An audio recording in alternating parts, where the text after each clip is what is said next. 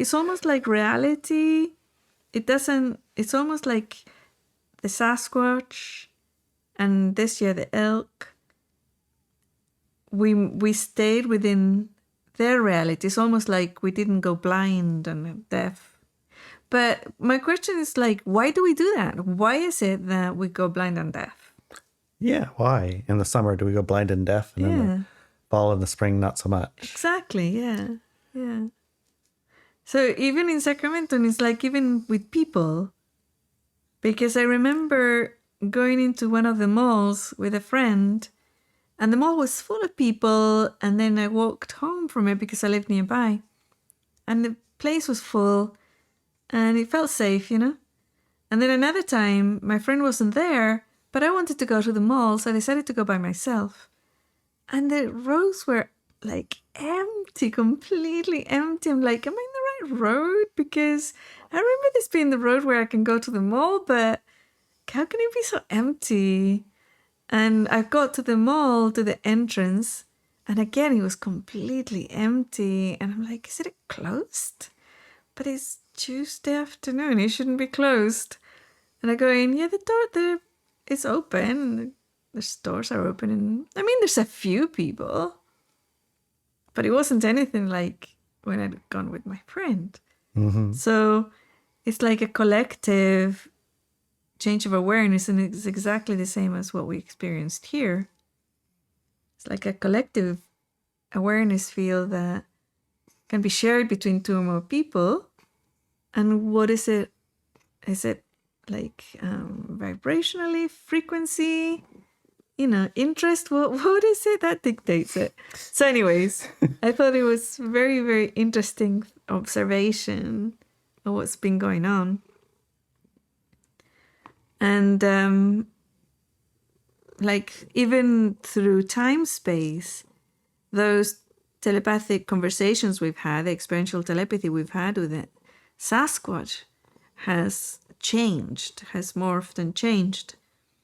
And I remember one year, I think it was last year or the year before, one of the things that I noticed had changed a lot was that I would feel into where are you energy, right?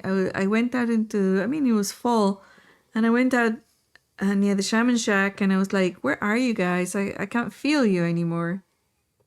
And then it was like somebody turning around and looking at you going, what do you mean? And then what I noticed was that the difference was that they didn't consider me a stranger anymore. So it was part of the nature, I guess, part of the area. So I wasn't out of their field looking in to them. I was their field of awareness. Do you know what I'm saying?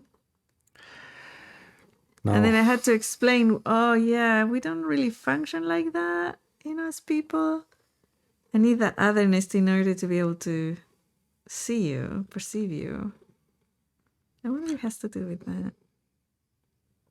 Am I just making it more complicated?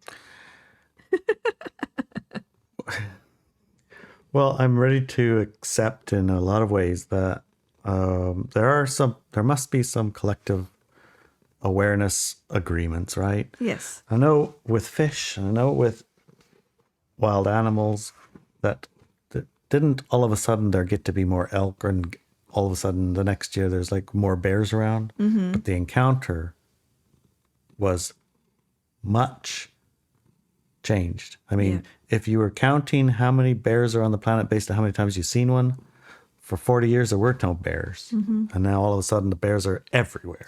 Yes. So like the bears like massively multiplied. There's 1 million of them. But they haven't. But that isn't what happened. Right. So we can't take what we've seen for the measurement of how much is there. Mm-hmm. So being aware that there's things going on that you don't see, mm-hmm. maybe that's part of it.